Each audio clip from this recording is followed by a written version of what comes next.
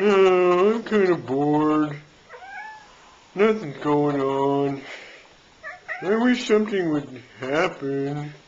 Lizzie, why don't you go talk to Max? Okay, maybe I will. Whoa, what was that? Oh my gosh. Cat doing? I'm gonna go over here.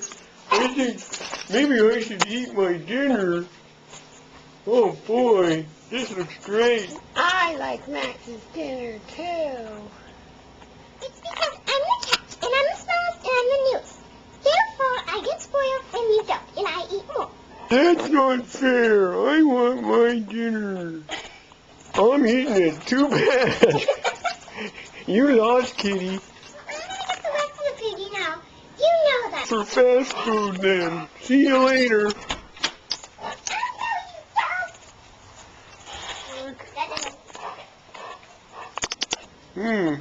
Hey, this is pretty good. Yeah.